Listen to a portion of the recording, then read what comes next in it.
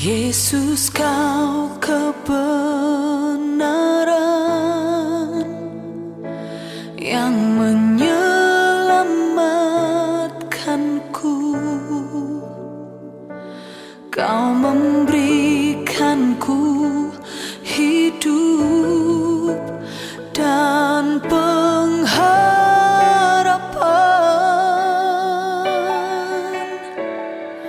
Ku ikut kehendak-Mu, ku perlu anugerah-Mu. Ku nyatakan janjiku kepadamu.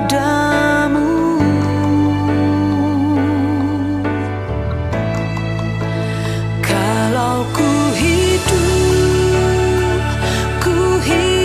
bagimu, hatiku tetap menyembah-Mu.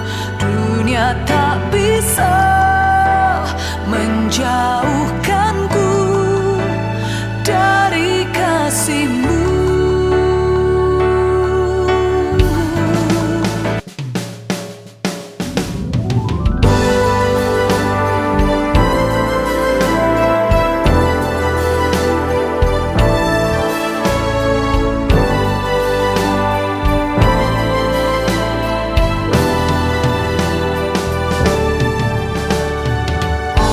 Percaya bahwa Alkitab adalah firman Allah, Allah yang esa itu Tritunggal adanya. Yesus yang mati dan bangkit naik ke surga adalah juru selamat pengantara kita dan Raja segala raja. Manusia berdosa harus bertobat dan beriman agar diampuni, dibenarkan dan dilahir barukan, lalu dibaptis secara selam dan hidup suci. Bahasa roh adalah tanda awal baptisan Roh Kudus. Gereja melakukan perjamuan kudus dan meyakini kesembuhan ilahi. Tuhan Yesus akan datang kembali. Ada kebangkitan tubuh, kerajaan 1000 tahun, hukuman kekal dan hidup kekal.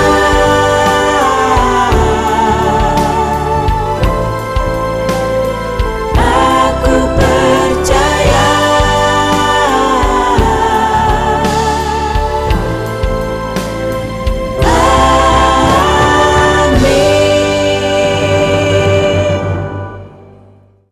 Shalom, Bapak Ibu yang diberkati Tuhan. Kembali kita bersama-sama berjumpa kembali dalam ibadah kita hari ini. Mari kita sama-sama bersatu di dalam doa. Kita datang ke hadirat Tuhan. Bapa, kami mengucap syukur sebab Engkau sudah teramat baik kepada kami. Kami mengucap syukur buat penyertaan-Mu dalam hidup kami, Tuhan. Bahkan sampai saat ini penyertaan-Mu tidak pernah berhenti bagi kami. Terima kasih Tuhan. Kami mempersiapkan hati kami untuk menerima setiap berkat firman-Mu, dan biarlah firman-Mu itu boleh menguatkan hati kami, menguatkan iman kami akan Engkau. Terima kasih Tuhan Yesus. Di dalam nama Tuhan Yesus kami berdoa. Amin. Tuhanlah segalanya dalam hidup kita. Tuhanlah segalanya dalam hidup kita. Mari kita sama-sama angkat satu pujian. Dia Bapa yang mengasihi kita, dan kita menjadikan Dia segalanya dalam hidup kita.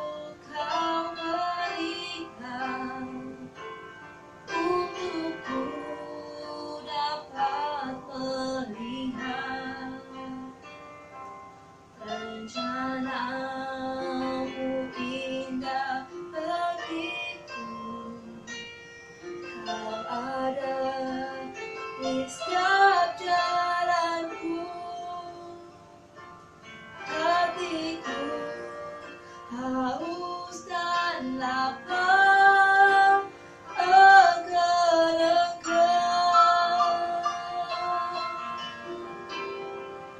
Kaulah segalanya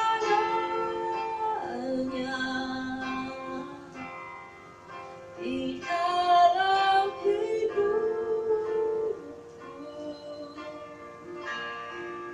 Kerajaan-Mu, kebenaran-Mu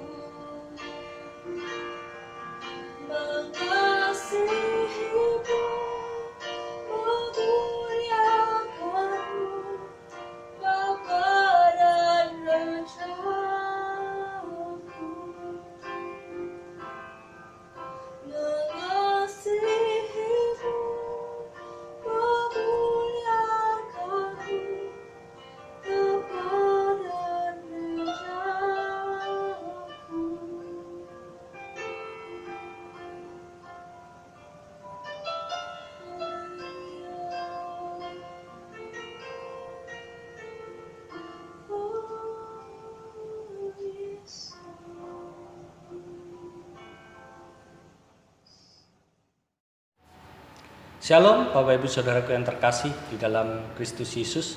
Berjumpa kembali di dalam ibadah Alfa Omega pada petang hari ini. Bapak yang terkasih dalam Kristus, saya berdoa kita semua akan dalam keadaan yang baik. Dan saya percaya pandemi ini akan segera berakhir dan kita akan berjumpa kembali dalam ibadah raya tatap muka bersama-sama dengan saudara seiman. Amin. Baik Bapak Ibu Saudara yang terkasih, pada kesempatan yang indah ini kita kembali membahas kebenaran firman Tuhan sebagai bekal, sebagai kekuatan bagi kita untuk menghadapi kehidupan yang hari demi hari bertambah susah, bertambah berat untuk kita hadapi. Oleh sebab itu biarlah firman Tuhan dan kebenarannya menjadi pegangan setiap kita.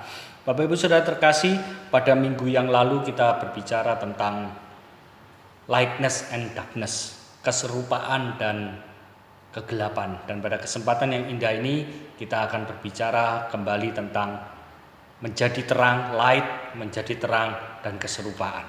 Mari kita lihat sebentar PowerPoint yang ada. Kita melihat pada minggu yang lalu, kita tahu bahwa tanpa keserupaan dengan Kristus, itu memungkinkan bahwa Allah tidak akan bisa mengenali manusia. Karena Allah hanya melihat Kristus, bukan perbuatan manusia yang Allah lihat, tetapi Kristus yang Allah lihat. Karena perbuatan manusia, saya katakan di sini kecil kemungkinan untuk dapat memenuhi kriteria kelayakan bagi Allah. Dan perlu kita tahu juga bahwa perbuatan baik adalah kewajaran, saya katakan, kewajaran sebagai anak-anak terang. Dan anak-anak terang sudah wajar untuk berbuat kebaikan. Dan apabila anak-anak terang tidak berbuat baik, berarti anak-anak itu adalah anak-anak gelap atau anak-anak yang sedang tidak mengalami kewajaran di dalam hidupnya. Baik Bapak Ibu Saudara yang terkasih, dan pada minggu kemarin saya memunculkan sebuah pertanyaan untuk kita lihat dengan jelas. Apa itu menjadi terang? Yang pertama. Dan yang kedua, apa itu menjadi serupa? Bapak Ibu Saudara yang terkasih, tanpa kita menyadari bahwa terang dan kegelapan adalah suatu hal yang tidak bisa dipisahkan, demikian pula terang dan keserupaan juga adalah suatu hal yang juga tidak bisa dipisahkan.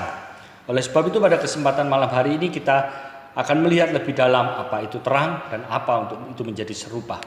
Baik Bapak Ibu yang terkasih dalam Kristus. Nah, terang dan serupa, tentunya serupa dengan Kristus, bukan serupa dengan dunia. Dan kita lihat pertama adalah terang. Apa itu terang? Di dalam 1 Petrus pasal kedua ayat 9 dikatakan demikian firman Tuhan. Tetapi kamulah bangsa yang terpilih, imamat yang rajani, bangsa yang kudus, umat kepunyaan Allah sendiri, supaya kamu memberitakan perbuatan-perbuatan yang besar dari Dia yang telah memanggil kamu keluar dari kegelapan kepada terangnya yang ajaib. Saya katakan di bagian pertama, terang itu merupakan panggilan, di mana setiap panggilan itu pasti kita mendengar. Tidak mungkin kita mendengar tanpa ada panggilan. Oleh sebab itu bagian yang pertama saya katakan, menjadi terang itu adalah panggilan. Dan bersyukurlah pada kesempatan yang indah ini, kita tahu kita menjadi orang percaya, kita menjadi anak-anak Kristus, kita sudah ditebus dengan darah yang mahal, bukan dengan barang yang fana. Kita sudah mengerti itu, sudah tahu, sudah mempercayai, mengimani itu semua. Dan saya katakan, kita sekarang adalah menjadi terang. Dan terang itu adalah panggilan. Dan yang kedua, dikatakan di sana, menjadi terang itu adalah predestiny. Mau saya katakan demikian, menjadi terang itu adalah predestiny atau ditakdirkan, atau ditentukan dan dikehendaki sejak pada mulanya. Pada Kejadian dikatakan bahwa Allah menginginkan manusia diciptakan serupa segambar dengan Allah. Dalam arti Allah itu adalah terang kemuliaan, Allah itu adalah terang gemilang kemuliaan, dan manusia diciptakan dikehendaki menjadi terang yang gilang gemilang. Demikian juga dikatakan di sana, tidak mungkin manusia bisa menjawab ya saya mendengar tanpa menerima sebuah panggilan.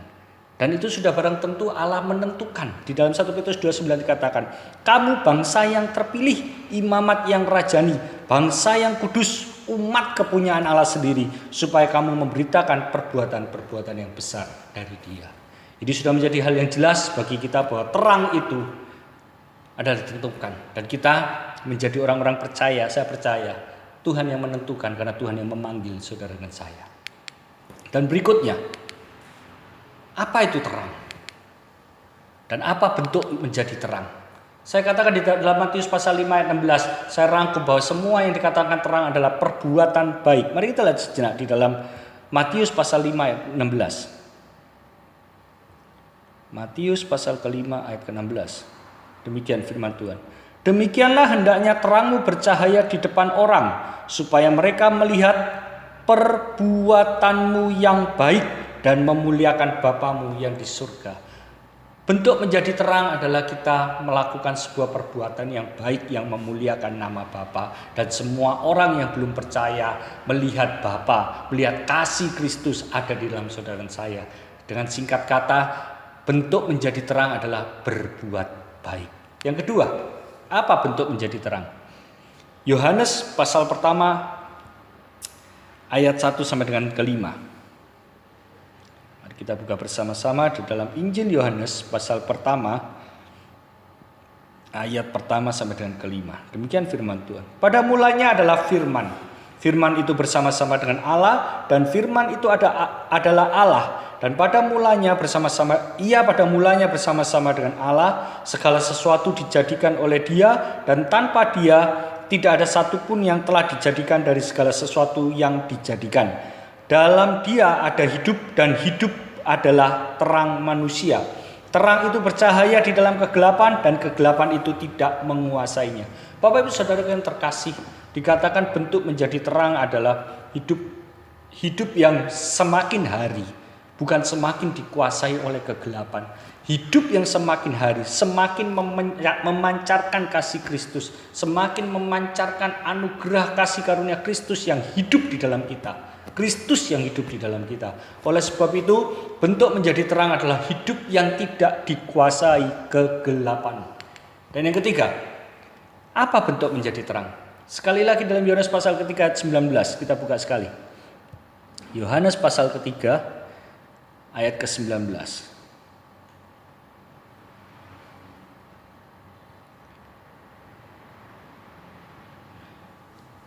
Dan inilah hukuman itu, terang telah datang ke dalam dunia, tetapi manusia lebih menyukai kegelapan daripada terang, sebab perbuatan-perbuatan mereka jahat.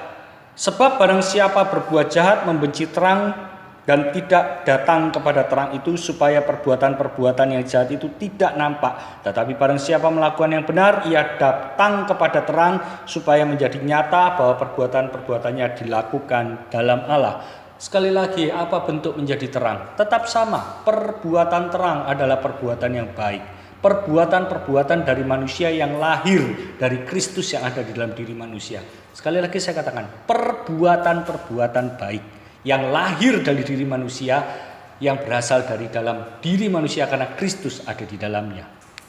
Apalagi yang dikatakan bentuk menjadi terang? Cara hidup yang baik dan perbuatan baik. 1 Petrus pasal kedua ayat 12.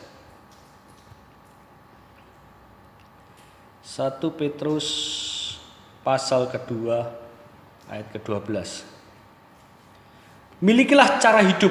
Nah, bentuk menjadi terang yang bagian keempat ini adalah memiliki cara hidup yang baik di tengah-tengah bangsa bukan Yahudi, supaya apabila mereka memfitnah kamu sebagai orang durjana, mereka dapat melihatnya dari perbuatan-perbuatanmu yang baik dan memuliakan Allah pada hari Ia melawat mereka. Dari A, B, C, dan D, bentuk menjadi terang adalah perbuatan baik, cara hidup yang baik, yang bisa dilihat orang, yang bisa dinikmati orang, yang bisa dicontoh, diteladani oleh orang. Dan dari kesemua ini adalah bentuk dari menjadi terang.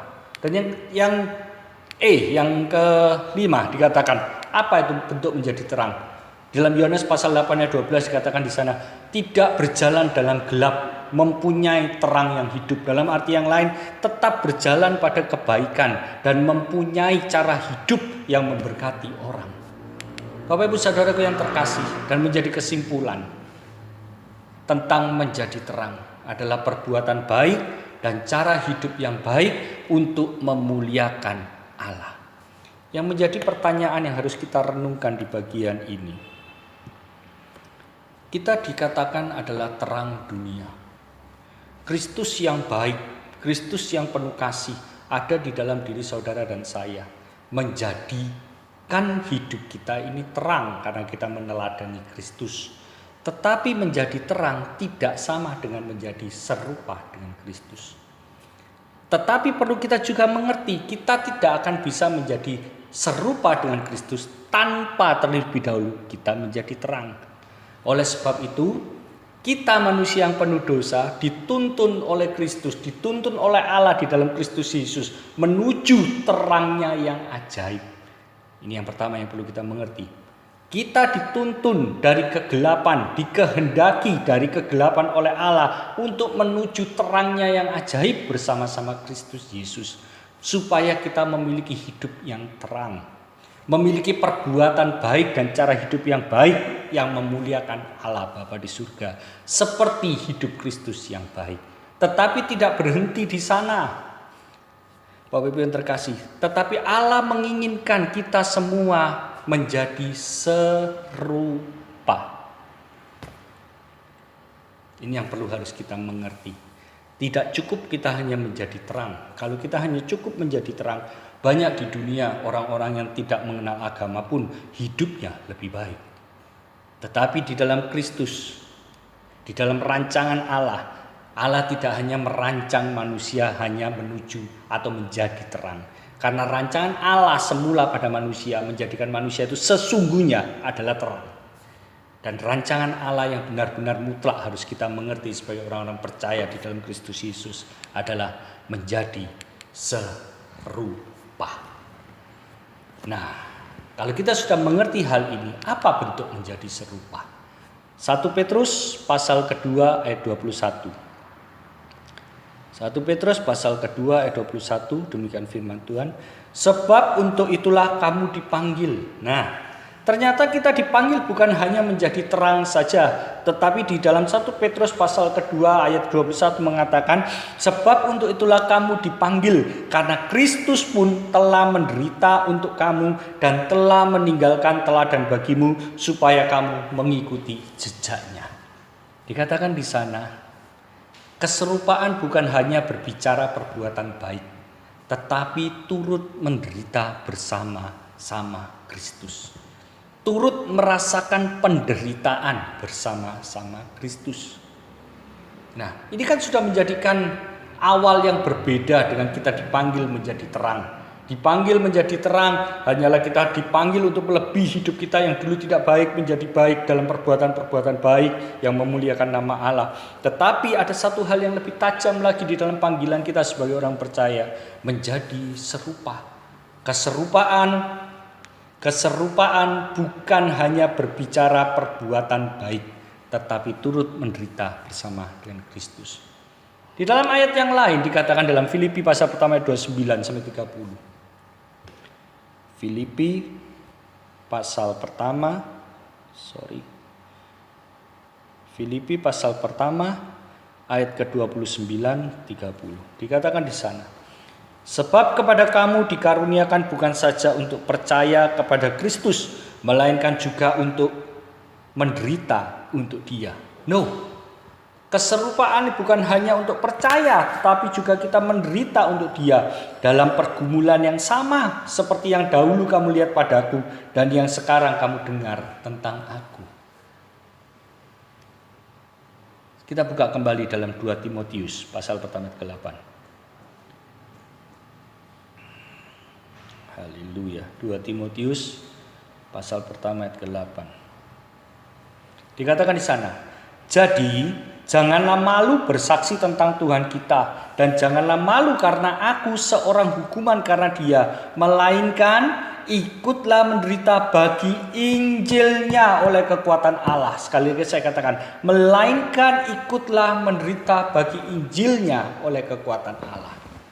Kita tahu sekarang bahwa serupa itu dipanggil bukan hanya untuk menjadi percaya supaya dijadikannya terang, tetapi menderita untuk Dia, hidup melayani, hidup menjadi teladan, hidup memberitakan Injil, hidup menderita bagi pemberitaan Injil, seperti halnya para rasul, para murid dan Yesus sendiri merasakan penderitaan demi pemberitaan Injil.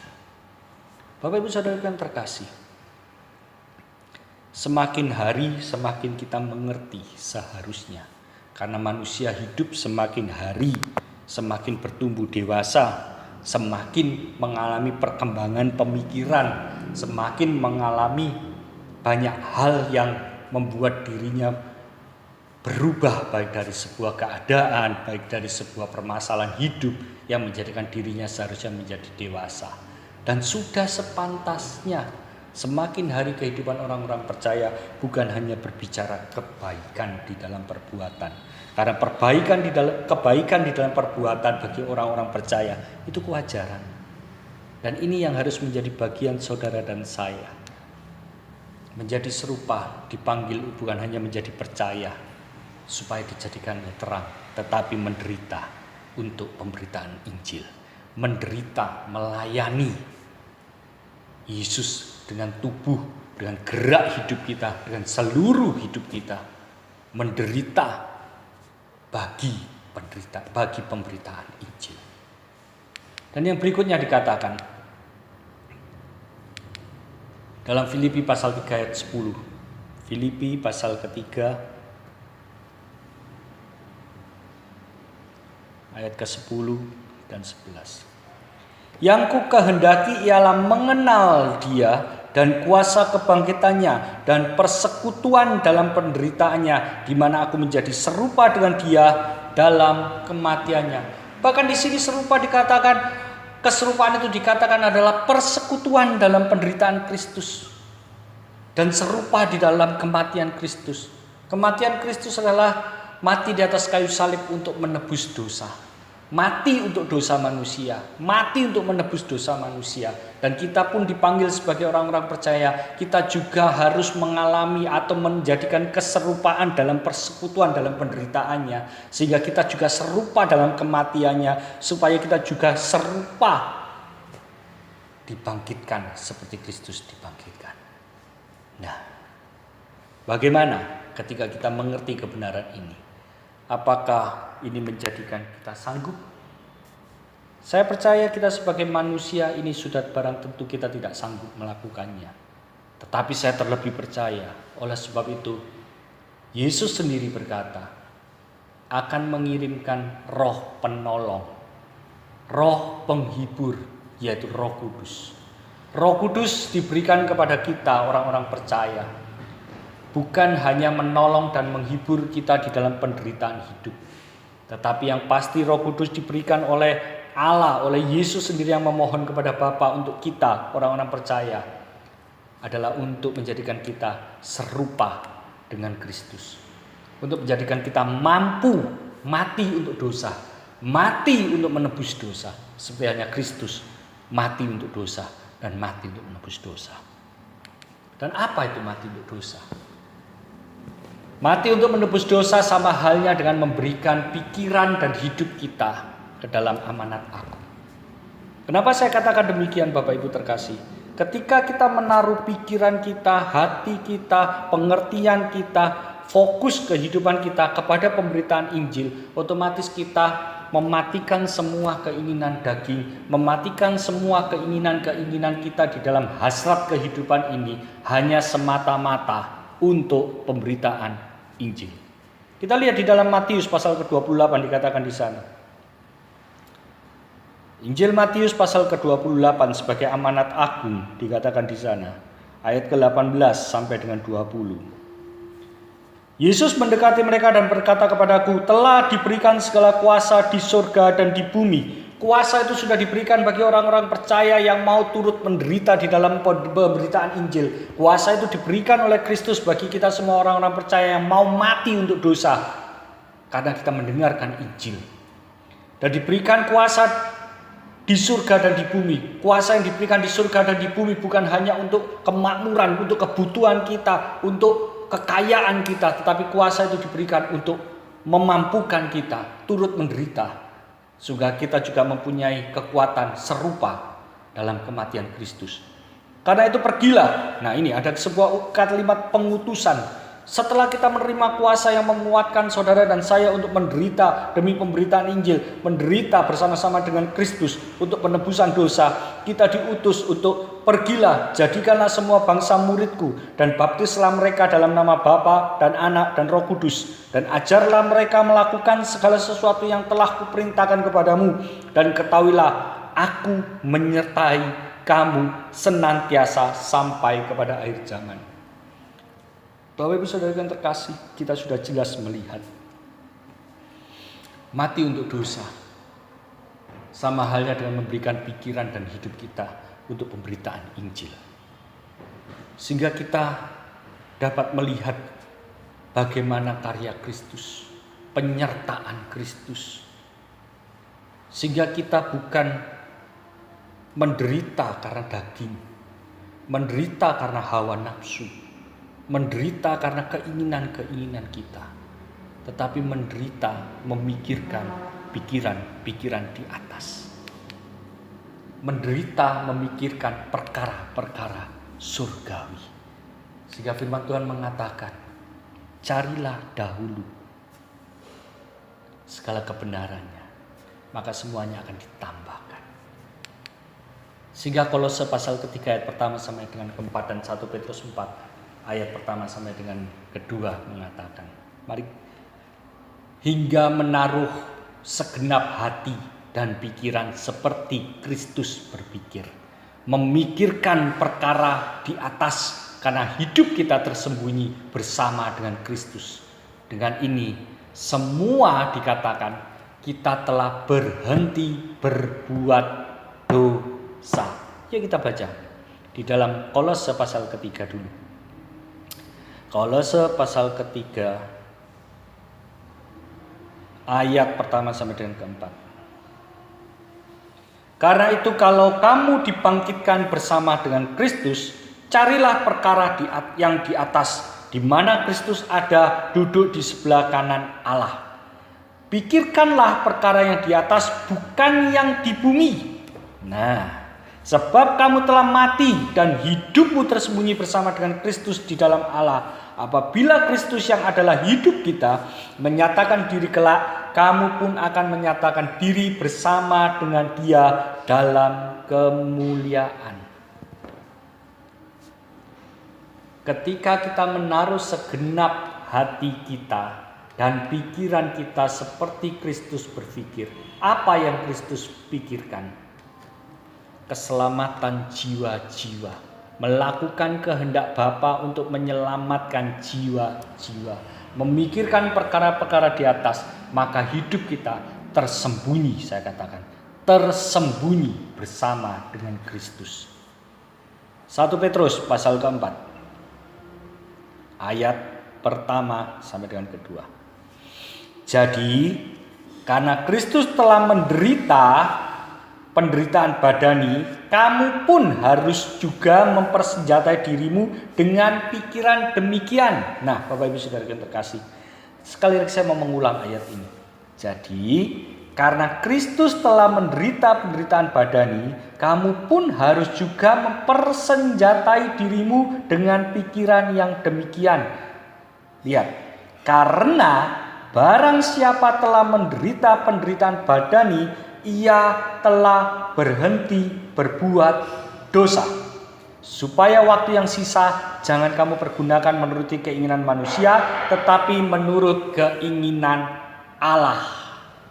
Allah ingin kita berhenti berbuat dosa, dan Allah tahu cara kita bisa berhenti berbuat dosa adalah menaruh hati, menaruh pikiran kita hanya untuk pemberitaan Injil. Inilah yang dikatakan menjadi serupa. Kalau yang dikatakan menjadi serupa dengan Kristus hanya berbicara perbuatan baik, banyak, maaf kata saya katakan, tokoh-tokoh agama yang juga baik. Tetapi saya percaya dan yakin bahwa Kristus lebih dari tokoh agama. Kristus Yesus adalah Tuhan. Kristus Yesus adalah Putra Allah yang tunggal, yang dikorbankan untuk menebus dosa manusia. Kristus Yesus adalah penyataan Allah, penyataan cinta kasih Allah kepada manusia. Bukan hanya tokoh agama yang baik.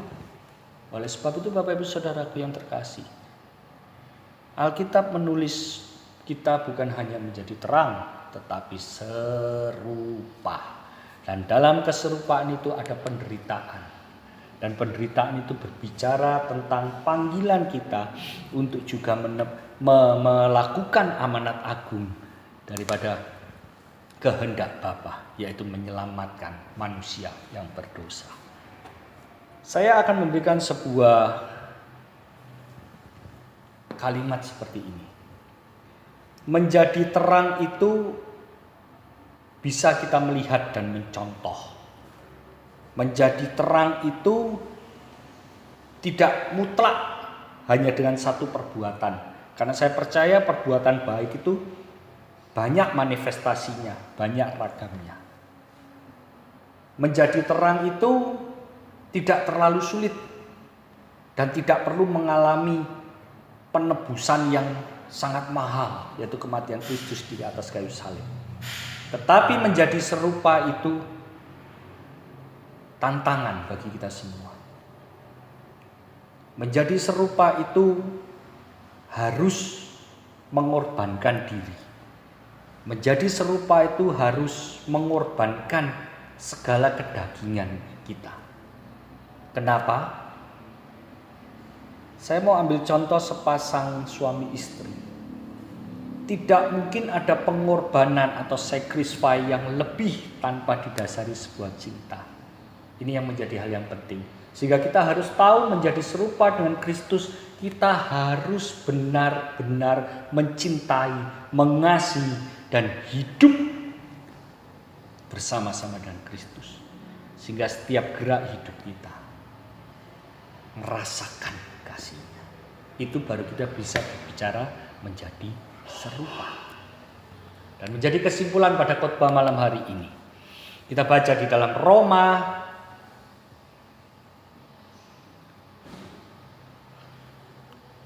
pasal ke-8 ayat ke-28 sampai dengan 30. Kita tahu sekarang bahwa Allah turut bekerja dalam segala sesuatu untuk mendatangkan kebaikan bagi mereka yang mengasihi Dia, yaitu bagi mereka yang terpanggil sesuai dengan rencana Allah. Bapak Ibu Saudara yang terkasih, sering kita hanya mengutip ayat ini tanpa kita memahami mereka yang terpanggil sesuai rencana Allah. Kita hanya memahami bahwa Allah turut bekerja dalam segala sesuatu. Tetapi pekerjaan Allah dalam segala sesuatu hanya untuk mereka yang terpanggil.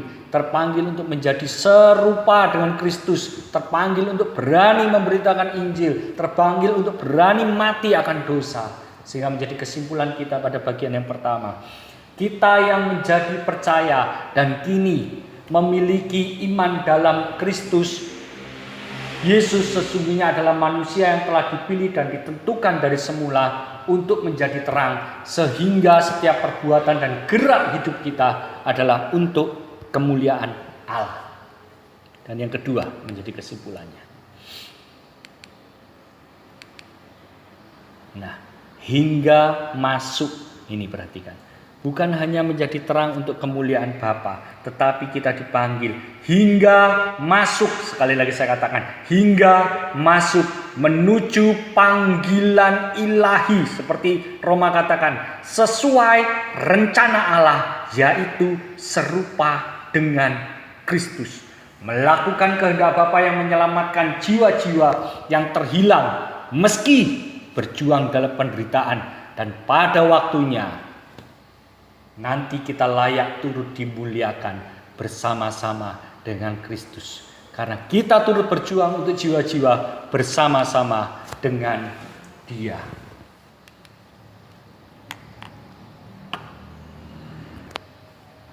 Nah, Bapak Ibu Saudara yang terkasih dalam Kristus Yesus, kita sudah mendengar kebenaran firman Tuhan pada malam hari ini, di mana saya bagi menjadi dua. Yang awal, pertama waktu kita ibadat tatap muka, kita berbicara keserupaan dan kegelapan, dan hari ini kita berbicara lebih dalam menjadi terang dan menjadi serupa. Kiranya biarkanlah firman Tuhan pada malam hari ini mengingatkan kita semua, mendorong kita semua dalam kedewasaan rohani, supaya kita lebih lagi masuk ke dalam panggilan yang sesuai dengan rencana Allah, yaitu menjadi serupa dengan Kristus. Serupa di dalam kehidupannya, serupa dalam kematiannya, serupa pula dalam kebangkitannya. Amin. Mari kita berdoa. Bapa, kami mengucap syukur dalam keadaan zaman yang tak menentu ini. Kau izinkan untuk mendengarkan sebagian firman-Mu, sehingga kami semakin digerakkan, semakin dimotivasi kembali, semakin didorong untuk hidup lebih baik, sehingga nama Bapa dipermuliakan. Tetapi terlebih daripada semua itu, kami bersyukur rencana-Mu bukan hanya menjadikan kami baik, tetapi rencana-Mu menjadikan kami serupa dengan Kristus. Dan Engkau menaruh beban dalam setiap hati umat-Mu pada malam hari ini, mengasihi jiwa-jiwa seperti Engkau mengasihi kami. Sehingga kami mengerti, kami menyadari bahwa kebaikan hidup kami bukan semata-mata untuk pujian bagi kami sendiri, tetapi semata-mata supaya jiwa-jiwa yang belum terselamatkan ini mulai melihat Kristus yang hidup dalam diri kami. Allah Roh Kudus, mampukan umat-Mu, berkati umat-Mu, sehingga setiap usaha pekerjaannya Engkau tambahkan berkat, sehingga pekerjaan dan usahanya semakin banyak bisa menolong orang banyak, semakin bisa memberkati pemberitaan Injil, sehingga waktu yang Kau sediakan untuk kami hidup di bumi ini untuk keselamatan jiwa-jiwa, segera kami dapat melakukannya, dan kami segera dapat bertemu muka dengan kedatangan Raja Agung kami, Kristus Yesus yang kedua kali. Kami bersyukur atas hari ini Engkau memberkati setiap umat-Mu, baik juga persembahan, persepuluhan yang umat-Mu bawa untuk mendukung gereja Tuhan, untuk mendukung pemberitaan Injil. Kiranya Tuhan memberkati. Kami juga berdoa dalam masa-masa pandemi ini, kami belum bisa kembali beribadah tatap muka, tetapi biarkan ibadah online ini memberkati kami semua dimanapun kami berada, dalam keadaan apapun. Kami diberkati dalam sukacita daripada Kristus, diberkati oleh kebenaran Injil, sehingga hati kami tetap bergairah menantikan Kristus, sehingga hati kami tetap bergairah untuk menjadi baik dalam setiap perbuatan dan cara hidup kami, dan hati kami bergairah untuk menjadi serupa dengan Kristus. Terima kasih ya Aba, terima kasih ya Bapa, Engkaulah Allah yang senantiasa menyertai hidup kami dimanapun kami berada, Allah yang senantiasa mendorong kami dalam kehidupan yang kudus. Terpuji-pujilah nama-Mu, dan biarkanlah pada ibadah online ini Kau senantiasa menyertai, memberikan kesehatan dan menudungi umat Tuhan dalam kasih karunia-Mu. Mari umat Tuhan yang terkasih, kita sama-sama mengangkat tangan kita di hadapan Tuhan. Terimalah segala berkat dan rahmat daripada Allah Bapa di surga, cinta kasih daripada Tuhan kita Yesus Kristus, persekutuan, penghiburan, pertolongan daripada Allah Roh Kudus, mulai malam hari ini yang memampukan engkau hari demi hari untuk tetap hidup dalam perbuatan baik dan cara hidup yang baik, yang memampukan engkau untuk menjadi serupa dengan Kristus, sehingga hidupmu menjadi terang dan menjadi penyelamat jiwa-jiwa. Di dalam nama Tuhan Yesus Kristus yang diberkati bersama-sama, katakan amin. Yang terkasih, dalam kesempatan ini saya mohon maaf, kita GBI Alpha Omega Tegal Yasan masih beribadah online sampai keadaan yang ada ini, COVID yang ada ini, pandemi yang ada ini menurun, kita bisa bertatap muka kembali. Ini kami lakukan demi kebaikan kita bersama, supaya kita bisa bertemu kembali dalam suasana yang indah. Dan saya percaya